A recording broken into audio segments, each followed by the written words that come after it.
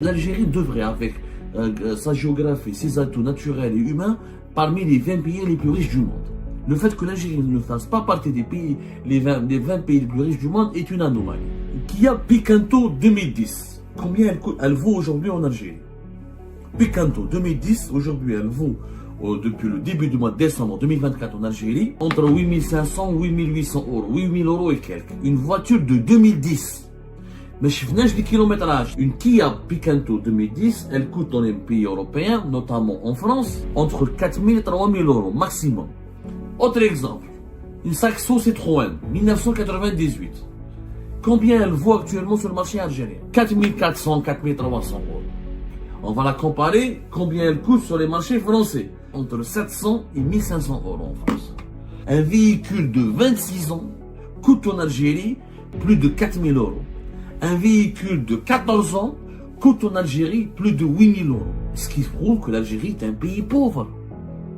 Voilà, raisonnement économique simple. Parce qu'on n'est pas en train de parler d'un costume, du caviar, Saxo, Picanto, c'est des petites citadines. Je ne parle pas de Ferrari, Lamborghini. Nos compatriotes, les Algériens et les Algériens, ils vivent la situation déplorable et qui est la détresse. Voilà, on parle de détresse. Je parle aujourd'hui, nous vivons une véritable détresse socio-économique. Ça veut dire que nous avons des mauvaises conditions de vie, qui ne cessent, des conditions de vie très mauvaises et qui ne cessent de se détériorer, ce qui alimente la pauvreté et la précarité de nos compatriotes. Dans un pays qui est censé être riche, avec une géographie extraordinaire, avec un pays continent, des richesses du sous-sol, un capital humain, un emplacement géographique magnifique, un climat exceptionnel. Nous avons que des atouts. L'Algérie devrait, avec sa géographie, ses atouts naturels et humains, parmi les 20 pays les plus riches du monde. Le fait que l'Algérie ne fasse pas partie des pays, des 20 pays les plus riches du monde est une anomalie. Maintenant, passons à l'exemple.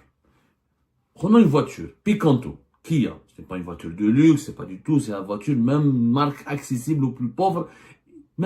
C'est même pas une voiture de classe moyenne. T'as les jeunes actifs, c'est pas une voiture familiale, c'est une voiture du pauvre. Normalement, de la personne qui commence dans sa vie et qui est censée avoir commencé à travailler et qui l'utilise pour aller au travail, etc. C'est même pas une voiture familiale. Quand on a 2 ou 3 enfants, ou même 2 ou un enfant, c'est pas une voiture adaptée. Kia Picanto 2010. Combien elle vaut aujourd'hui en Algérie? Picanto 2010, aujourd'hui elle vaut, depuis le début du mois de décembre 2024 en Algérie, on est en décembre 2024. Je parle d'une Picanto de 2010, elle a 14 ans. 14 ans. 2010-2024. Elle vaut combien? 220 millions de centimes en Algérie. 220 millions de centimes, avec le cours actuel de l'euro, une simple opération pour le comprendre, en ce moment avec le cours de l'euro, plus de 8000 euros. L'euro, plus de 250. Entre 256 et 257. Ça veut dire que 220 millions de centimes, entre 8500 et 8800 euros. 8000 euros et quelques. Une voiture de 2010. Mais je finis les kilométrages. Certainement, une voiture de 2010, le kilométrage il est extrêmement élevé. Elle a roulé pendant 14 ans. Ça veut dire qu'elle a un kilométrage largement au-delà de 200 000 km, si ce n'est pas plus de 300 000 km, si ce n'est pas 400 000 km. C'est 14 ans de véhicule. Nous sommes un grand pays, l'Algérie. C'est un immense territoire et les transports en commun sont très très sous-développés. Donc certainement, les personnes qui revendent leur Picanto 2010 à un kilométrage extrêmement élevé. Combien elle coûte cette voiture 2010? La même Picanto 2010 ailleurs dans le monde, notamment dans les pays européens, qui sont nos voisins directs. Je parle de l'Union européenne, c'est notre partenaire commercial direct et c'est le pays, la région ou la zone économique avec laquelle on fait le plus de commerce, puisque c'est là où vont essentiellement nos exportations et c'est là où proviennent essentiellement nos importations avec la Chine. Une Kia Picanto 2010, elle coûte dans les pays européens, notamment en France. C'est le pays qui abrite le plus grand nombre d'Algériens établis à l'étranger. Et c'est notre deuxième fournisseur. Il fait partie aussi de notre 3 ou 4, en tout cas de nos 3 ou 4 plus importants clients, sur le plan du commerce des exportations et des importations. C'est pour ça que j'en parle. Entre 4000 et 3000 euros, maximum. Entre 4000 et 3000 euros, maximum. C'est-à-dire qu'il y a Bigrib 4000 et quelques, entre 3000 et 4000 euros. En Algérie, elle est entre 8500 et 8800, presque 9000 euros. 2 fois plus cher. C'est une métaphore تكفيكم normalement pour comprendre la situation économique déplorable de notre pays. Comment se fait-il qu'un véhicule de 2010 avec un kilométrage record, donc il a des défaillances techniques, donc il n'est pas conforme à toutes les normes de sécurité, donc c'est pas un véhicule qu'on peut utiliser encore pendant longtemps, coûte 2 fois plus cher par rapport aux pays européens, par rapport à d'autres pays à travers le monde comme les pays européens. 2 fois plus cher, pas 1,5 fois, 2 fois plus cher. On parle d'un véhicule 8800, entre 8500 et 8800 euros. 8500, 8800 euros, tu peux acheter un véhicule de moins de 5 ans en France, ou là en Espagne, ou là ailleurs. En Algérie, tu peux à peine acheter un véhicule de plus de pratiquement 15 ans, 14 ans, 15 ans. Autre exemple, une Saxo Citroën, 1998. Combien elle vaut actuellement sur le marché algérien? 110 millions de centimes. 110 millions de centimes. 110 millions de centimes, c'est combien avec le cours de l'euro actuel? C'est un peu calculatrice. C'est pas très, il faut pas sortir de Saint-Cyr. Il faut pas être un ministre, il faut pas être un dirigeant, il faut pas être bardé de diplômes pour faire des exemples, pour faire c'est une analyse économique précaire, primaire. Elle est primaire pour comprendre la vie précaire des Algériens et des Algériens. Alors, attends, ça me volait, 5 000 euros. Non, même pas, 4 000 euros. Même pas. Ça me volait, je corrige. Alors, 4 400, 4 300 euros. Une Saxo, 1998, 4 400, 4 300 euros. En Algérie, une Saxo, une voiture française. Donc, on va la comparer, combien elle coûte sur les marchés français. شحال تجيب les marchés français. Une Saxo, 1998, entre 700 et 1500 euros en France. Et en Algérie, elle vaut entre 400, 300, 4300, 4400 euros. 4 fois plus cher. Comment se fait-il qu'en 2024, 1998, 1998, la différence entre 1998, il faut les chiffres de déjà 24 ans, 2 ans, 26 ans. Un véhicule de 26 ans coûte en Algérie plus de 4 000 euros. Un véhicule de 14 ans coûte en Algérie plus de 8 000 euros. Oui, est-ce que c'est des situations normales? Je pense que pour trouver de tels prix où c'est élevé, il faut aller dans les pays qui sont en guerre. Le Soudan, les pays les plus fermés du monde, la Corée du Nord, l'Érythrée, la Syrie de Bachar Assad, où la violence se poursuit, vous n'allez peut-être pas trouver des véhicules avec des prix aussi chers. Un véhicule de 14 ans, plus de 8 500 euros, et un véhicule de 26 ans, plus de 4 000 euros, c'est quand même, ça démontre que nous vivons dans un pays, non seulement il est anormal, mais il est anormalement dangereux. Pourquoi anormalement dangereux? Parce que ça veut dire que la voiture, qui est un bien de consommation universel, qui est censé être accessible à tout le monde, surtout dans un pays continent, où le pays il est très vaste géographiquement, normalement c'est un bien de consommation abordable. La voiture n'est pas censée être un luxe dans les pays en voie de développement et dans les pays développés. La voiture est un luxe dans les pays pauvres. Aujourd'hui, elle est devenue un luxe inaccessible à la majorité de la population, ce qui prouve que l'Algérie est un pays pauvre. Voilà, raisonnement économique simple. Parce qu'on n'est pas en train de parler d'un costume, du caviar, ou là on m'a d'un iPhone, d'un écrit, ou là d'un écran de télévision, d'un écrit. On parle de véhicules très ordinaires. Saxo, Picanto, c'est des petites citadines. Je parle pas de Ferrari, Lamborghini. Donc c'est le symbole d'un pays pauvre. L'Algérie s'est appauvrie, totalement appauvrie. Et la pauvreté amène à quoi? La pauvreté peut mener vers de graves préjudices. La conséquence de cette cherté historique, incroyable des voitures, c'est que nous avons aujourd'hui un parc véhicule qui est totalement vieux. Nous avons 6 millions de voitures et quelques. 80% des voitures qui circulent en Algérie sont âgées de plus de 5 ans. 80%. Je dis bien 80%. 58%, presque 60% des voitures en ce moment qui circulent en Algérie ont plus de 10 ans. C'est quand même inquiétant. Plus de 22% des voitures qui circulent en Algérie qui sont âgées entre 15 ans et 19 ans. Presque 20% des voitures qui circulent en Algérie qui sont âgées de plus de 20 ans. Ça veut dire quoi? Ça veut dire qu'on utilise des vieilles voitures Et quand on utilise des vieilles voitures sur un pays très grand, dans un pays très grand comme l'Algérie, où la voiture n'est pas un luxe, c'est une nécessité. Le Canada a un métro, t'as 400 km, et des TGV, t'as 200 km par heure, nous avons des tramways de plusieurs cinquantaines de kilomètres dans toutes les grandes villes, dans les 10 grandes villes du pays, gueule. On a un métro, même pas 20 km, on a 7 villes uniquement avec des tramways. Les tramways algériens, leur trajet, la longueur de leur réseau, elle est entre 15 et 20, même pas 25 km. Donc, la voiture n'est pas un luxe. Elle n'est pas un luxe nulle part ailleurs. Dans le monde d'aujourd'hui, la voiture n'est pas un luxe. Ce qui est un luxe, c'est un duplex, c'est des villas, un jet privé. Ce qui est luxueux, c'est des voitures ultra sportives, des voitures luxueuses. Mais la voiture Saxo ou la Picando des petites citadines, c'est pas un luxe. C'est censé être un acquis. C'est censé être un bien de consommation totalement disponible, abordable pour tout le monde. Mais aujourd'hui, c'est un luxe. Et les pays où les voitures les citadines, les petites voitures simples sont des luxes. Sont un luxe, ça veut dire quoi? Ça veut dire que c'est des pays pauvres. Nous avons presque 6 millions, nous avons un parc de véhicules de presque 6 millions de véhicules, uniquement. Donc, c'est voilà, bon, le parc automobile, apparemment, il a dépassé 5 millions, quoi. Bon, quand on compte les poids lourds, etc., etc. Mais on a réellement les véhicules touristiques, apparemment, les véhicules touristiques, etc., c'est 5 millions 600 000 véhicules, on va dire.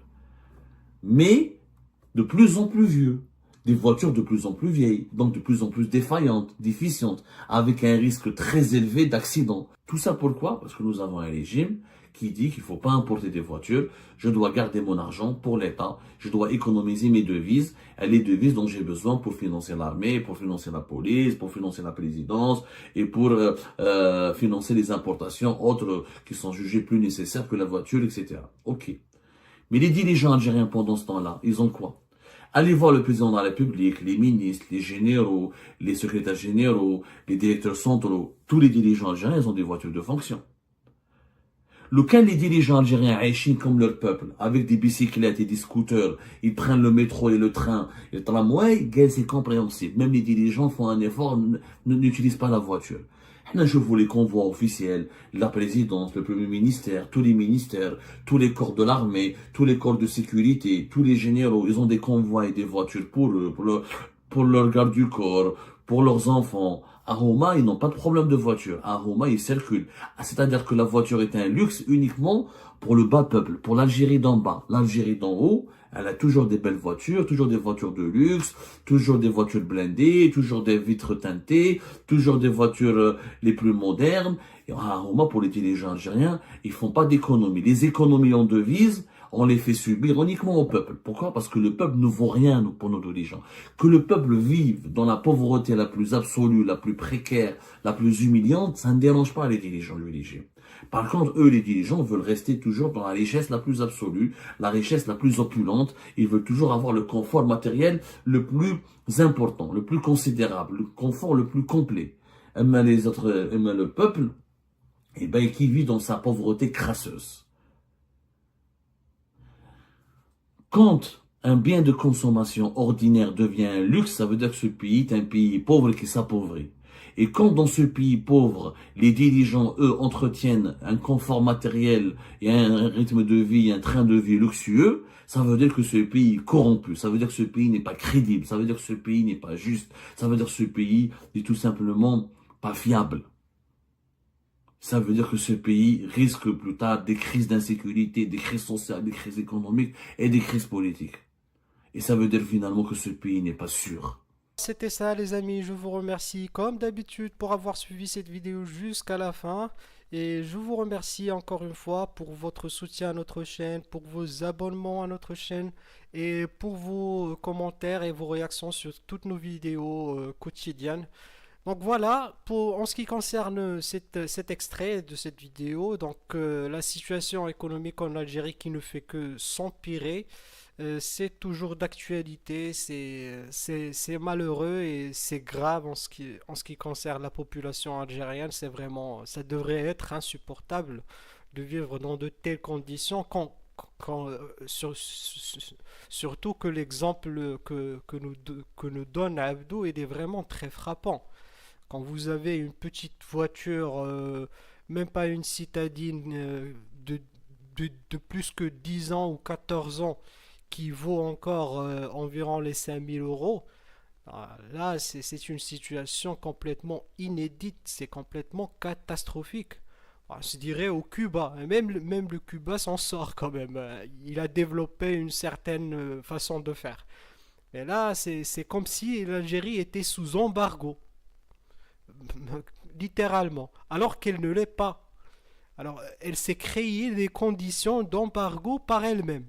Donc, on peut imaginer ce que le simple citoyen va ressentir, hein. Donc, mais les réponses, les véritables réponses sont au-delà. Abdou ne s'est pas vraiment il n'a pas vraiment parti loin dans son analyse du problème, même s'il il connaît bien le sujet. C'est que ce n'est pas seulement le problème d'importation qui ont été restreintes au minimum qui cause ce genre de problème. C'est aussi le manque d'industrie. C'est aussi l'industrie du montage qui existait autrefois en Algérie qui a été complètement sabotée. Même avec ses imperfections, même s'il n'était pas vraiment très développé, mais il existait. Et il fallait le développer effectivement. Donc, si on veut comparer, il ne faut pas se comparer avec l'Europe déjà. Surtout dans ce secteur. C'est un secteur que l'Europe a carrément inventé ou créé. C'est l'Europe qui a vraiment fait de l'automobile ce qu'elle est aujourd'hui dans notre monde. Donc c'est une comparaison un petit peu biaisée. Mais il faut se comparer avec les pays voisins ou les pays de même gamme. Donc si on regarde juste dans le voisinage, regardons d'abord la Tunisie. La Tunisie ne pratique pas elle est encore dans une crise plus grave ou assez grave que celle de l'Algérie, économiquement parlant et même politiquement, hein.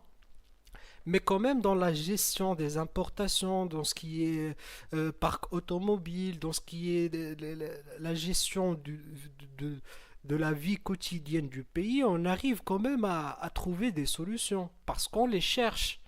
Et on ne restreint pas les importations comme ça de façon arbitraire. Ça, c'est complètement chaotique. Mais la véritable comparaison qu'il faut faire et que c'est la seule comparaison qui est vraiment exacte et qu'il faut faire, c'est celle avec le Maroc, malheureusement pour l'Algérie. Parce que non seulement nous avons presque la même situation géographique, ils ont encore plus d'atouts industriels que nous, que le Maroc, mais le Maroc arriver à créer une industrie automobile, ce qui lui permet non seulement de satisfaire une partie sincèrement, c'est une très très fine partie de la demande nationale, même pas 10%, parce que le marché national ne peut pas absorber la quantité gigantesque de production qui existe au Maroc. Donc le Maroc exporte à hauteur de plus de 90% ces voitures. Mais le marché local n'a strictement aucun problème. Certes, les véhicules ne sont pas, disons, sont un petit peu plus chers qu'en Europe, mais ça, c'est un autre sujet. Mais le marché, il est presque saturé même de voitures neuves. Donc le marché, il y a toutes les marques mondiales, il y a même des marques chinoises qui n'existent pas en Europe, qui existent au Maroc, qui commercialisent leurs voitures au Maroc. Donc il y a une commercialisation, il y a un tissu commercial et il y a une offre sur le marché. Et ça, c'est effectivement, il y a une grande contribution de l'industrie automobile qui permet à l'État d'avoir déjà un stock gigantesque de voitures neuves. Donc le marché local ne sera jamais dans une situation de précarité dans ce sens. Mais nous sommes déjà arrivés à des stades assez importants quand on peut exporter et gagner des devises. Et avec ces devises, on peut se permettre d'importer même les voitures de luxe. Au Maroc, vous avez des concessions Ferrari, vous avez les concessions de Porsche, vous avez des concessions de voitures de luxe, de très haute gamme. Et les Marocains peuvent se permettre, pas tous, mais comme dans tous les pays du monde, hein, les riches du pays, la haute classe moyenne peut se permettre aussi un accès à des voitures de bonne qualité, avec un bon prix, et c'est comme ça que la vie se gère, de façon normale, dans un pays normal. Alors que l'Algérie n'arrive même pas à tirer cette leçon de son voisin immédiat. Donc là, il y a des problèmes. Là, on sait bien qu'il y a un problème. Donc c'est un problème, en fait, c'est un problème structurel. C'est un problème de la vision de l'État qui cloche quelque part. C'est là où, moi, personnellement, je vois que c'est toute une vision qui doit changer en Algérie. Il faut arrêter de penser avec la, la pensée du monde soviétique doit s'arrêter, hein. Il faut moderniser l'économie, il faut se lancer dans l'industrie, il faut arrêter cette obsession guerrière envers le Maroc et envers le voisinage tout le voisinage immédiat et même au-delà de la Méditerranée. L'Algérie n'a que des ennemis en ce moment. Ce qui est malheureux, hein, ce qui est vraiment malheureux pour tout le Maghreb, pour toute la région Méditerranée. Donc voilà, et en premier degré pour les Algériens eux-mêmes, hein. Donc voilà, je vous remercie pour avoir suivi cette vidéo et toutes nos vidéos et je vous donne rendez-vous dans une prochaine vidéo. Voilà, au revoir.